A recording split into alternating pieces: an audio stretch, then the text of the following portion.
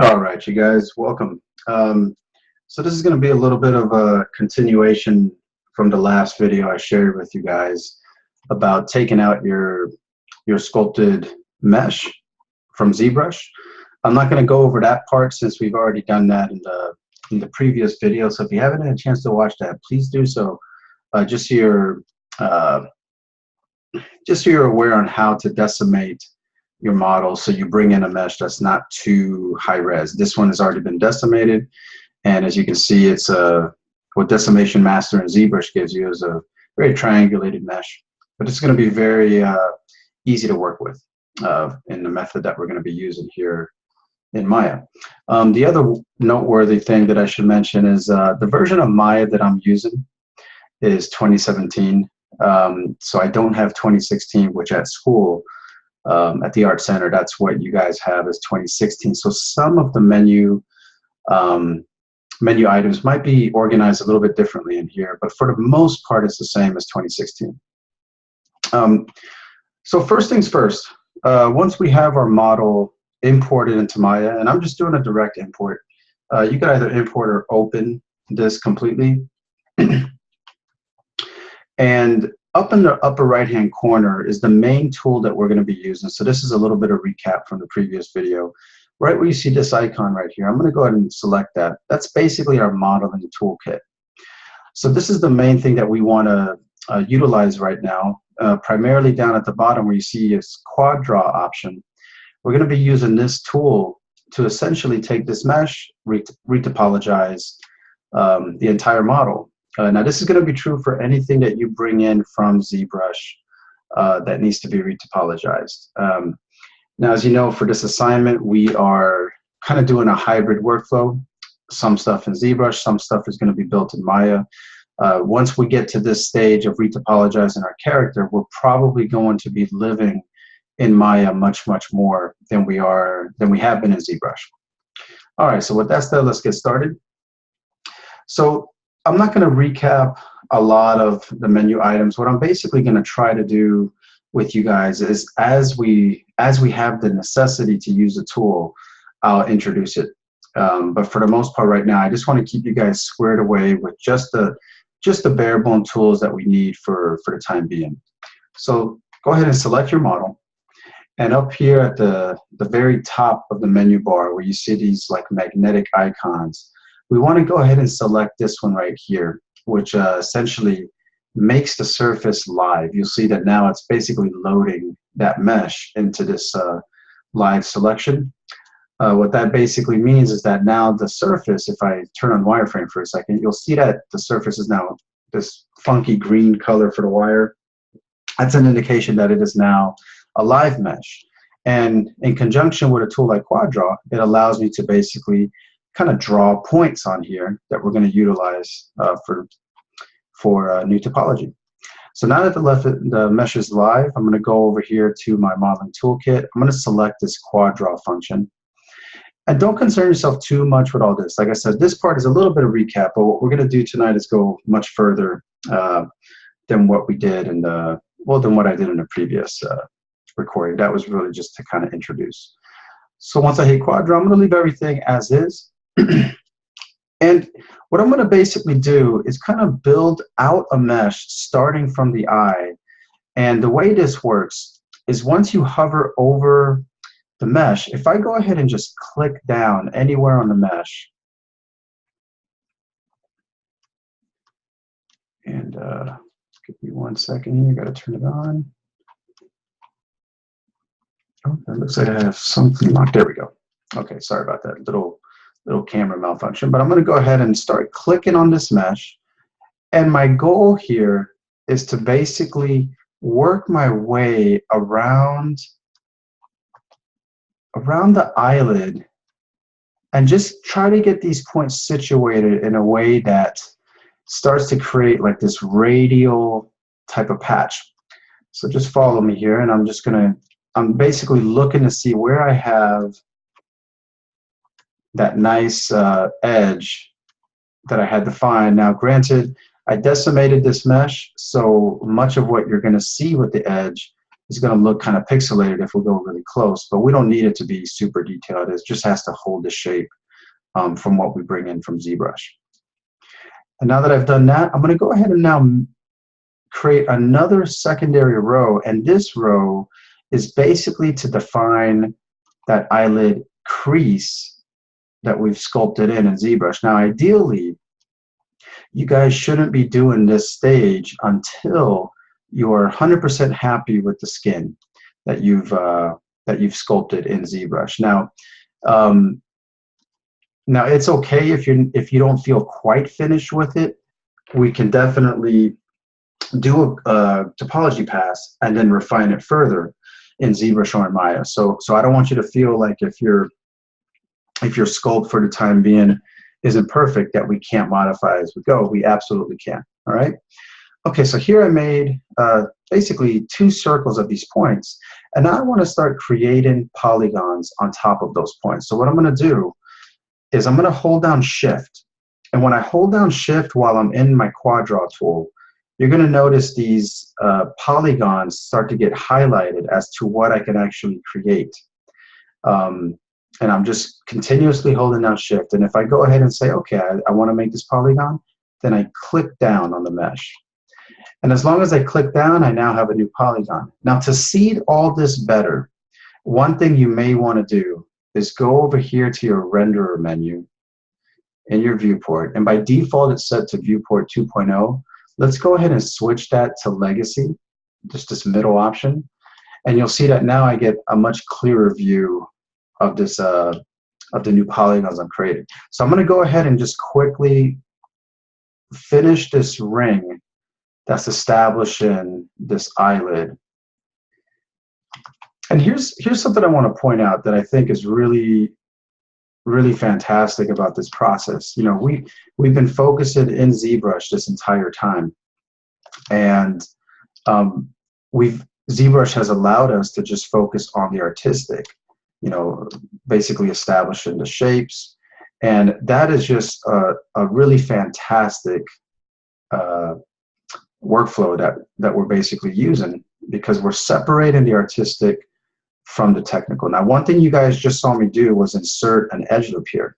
What I'm actually doing is I'm holding down Control, and Control allows me to just drag over or hover over this entire surface, and it'll show me what kind of edge I can insert. So in this case, I want to insert one more here. I just hold down Control, and I'm going to click, and now I have a new little edge right there. So as I introduce these edges, I'm kind of meticulously placing them just to make sure I'm finding the best footprint for all these edges. You know, I want to do as minimal cleanup as I can and let the tool do the work for me. But at the same time, we do want to be pretty exact with a lot of the placement for this initial pass, especially in an area that has quite a bit of curvature as we're seeing here. So another thing I just did is I'm moving this edge around. I could also move a face around. I could even move a point around. Now, all I have to do for that is middle mouse drag that component. So in this case, I just want to take this edge, I'm going to slide it over here, and I'm going to insert one more. So I'm kind of purposely giving a little more resolution here. Let's do the same thing over here. Now, a lot of you are in a good spot to start doing this, so I don't want you to hold off on this too much. So here you can see we just developed a pretty nice little strip that basically distinguishes that eyelid and how it's basically wide open at the moment, right? So now I'm going to start building out, and as I build out, I'm actually going to think a little more broader. I'm going to go ahead and inject these points right over here, and my whole process for formalizing topology on a face is really more about just following the shape and structure that I see, but also really thinking about encompassing big areas, large deformable areas in like a radial fashion. So we know this mouth is going to open. So what I'd want to do is have some kind of patchwork that basically works its way around this. On Tuesday, I'll have a nice diagram that I painted up on this model to kind of illustrate that fact. But maybe you guys can just follow along with this for now. So I'm dropping down these points, and now what I'm going to do is basically kind of envision a new strip here. And as I do this, I want you guys to also be aware that a lot of this is really just trial and error. So I don't necessarily have it all perfectly mapped out in my head how I'm gonna do this. I have a general idea as far as the topology is concerned. I do have a general idea, but it's always more so the case that once you get going, you'll kind of realize what's going to work and what's not going to work. The more into it you get. So here I'm going to basically create a strip now that's going to encompass the nose and the mouth. So I'm deliberately trying to find a footprint for this edge loop here that's just going to literally encompass the nose and mouth. So let me go ahead and start drawing this out. And I like to define the topology in these types in this manner. I just find that it really becomes much easier to solve the bigger puzzle if I have these kind of landmark areas established already. So we'll do that. Let's go ahead and insert one more here. Now I don't want to go crazy and insert tons of resolution, but I do want to define these strips. So another strip that I want to define is something that encompasses this mouth. So we've done this one here that encompasses the nose and the mouth. Now let's do one step further. So I'm going to come over here to the lip. And let's go ahead and create something like this. Now notice I'm kind of dropping points in areas where there's a tangent change. I'm trying to be really, really mindful of that. Keep things nice and polished. Let's go ahead and create this. And I'll bring this right about here. Now here's an area where we have a transition between two patches or two strips basically. So what I'm going to do that's really nice about quaddraw, if I just drag this point over to this, it'll automatically weld it. It's a very nice feature of quaddraw. So I'm going to drag these over. I'm literally just middle mouse dragging them over to weld. And now I'm going to start organizing this edge here to be a little bit tighter to the lip.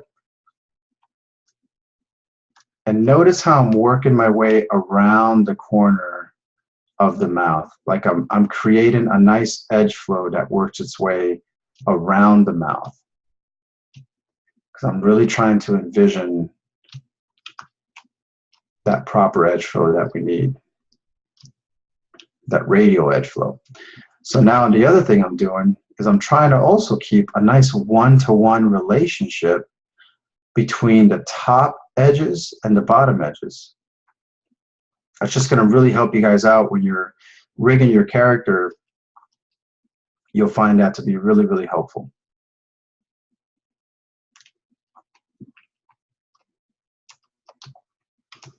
Now I'll start just kind of working this patch up here.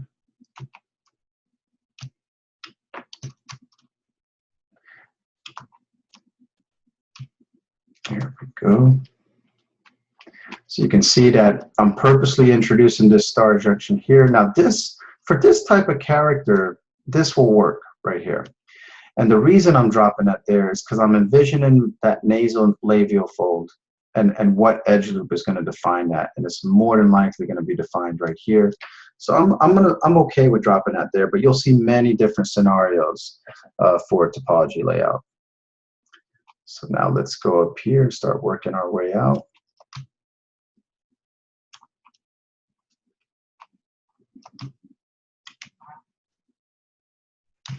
And like I said, there's going to be many different ways for me to kind of formulate what I need here. But my initial pass is always just to kind of get things roughly in place in a way that I know is going to work. And then I worry about the adjustments I need to make a little bit later on.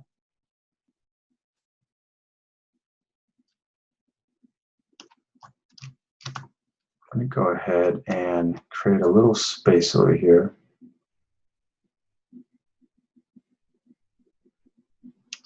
Let's drop one right there and one right here. Still maintaining that whole tangency here. But now what I'm doing is just, as I introduce, I make sure to adjust points so that I maintain control. That's very, very important that I do that.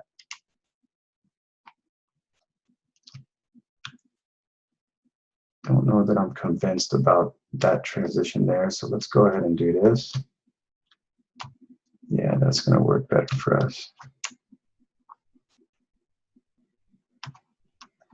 And now I'm going to continue this out this way. So, you know, like I said, as I'm basically creating these polygons, I'm really trying to look to see what type of overall patchwork is going to work for my shape. So some of you may have something similar to this character that I'm working with here. Others may have more unique, you know, shapes. For those of you who have characters that are very stylized with very pushed shape language, what I would suggest there is try to create topology that follows or supports that form as best you can.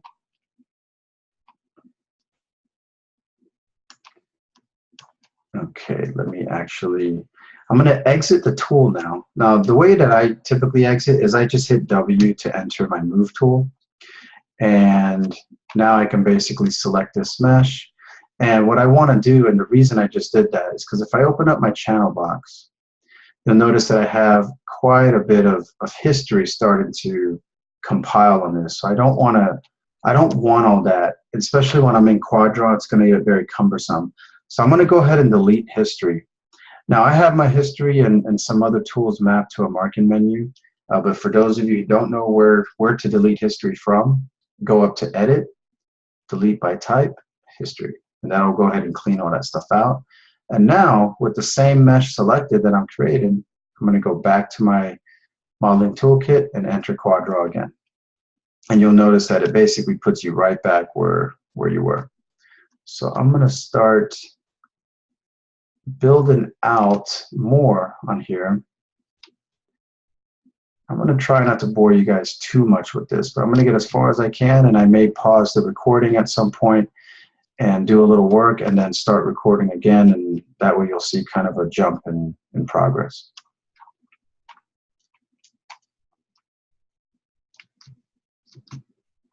So you can see how I'm just slowly kind of working away at this face. Now, here's an interesting thing to note is if you guys were building this in Maya from scratch, you'd be having to worry about all this from the onset, and it becomes a very how should I say, a much more tedious endeavor, because you're no longer worried about just artistic in the inception of the model. You're actually at that point actually doing quite a bit of technical work too, which, you know, in my mind, that's not the ideal way of working. So right now, one thing I do notice is quaddraw is being a little laggy. And I think the reason for that is because I'm recording while doing this in Maya. So if it becomes really slow, I may have to pause here shortly and try to make some progress, and then I'll begin recording again. Just bear with me here. You can see that as I try to create a polygon, it becomes quite quite cumbersome, which we don't want.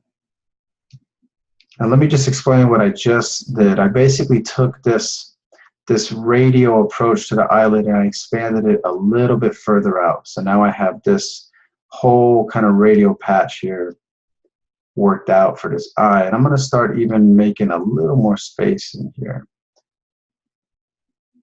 So I'm going to compress that patch just a little bit.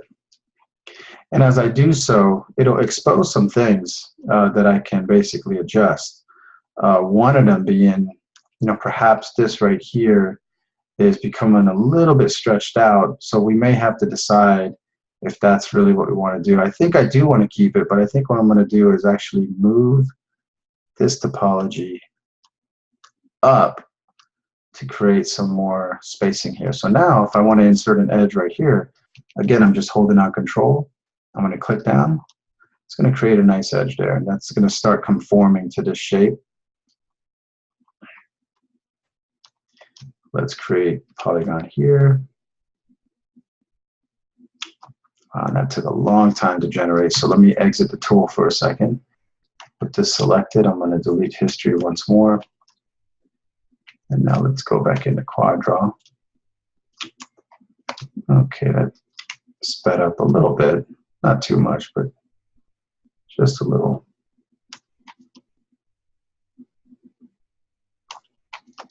We're going to put one right here. Now let's just go a little bit further. I'm going to start being a little more liberal with this stuff so we can get a little more progress done. So here you see me just continuously populating the mesh.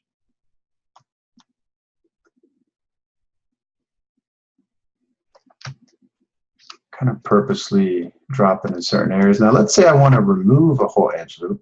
So what I want to do there is if I hold down Control and Shift, when I hover over any component, it gets highlighted yellow. That's an indication that I can remove it. You can see that X on that cursor. So if I just click on this, that edge is now gone. So that's a really nice function. And I'm just going to create one a little more averaged out. Let's go over here, create that. And I want to make this right over here.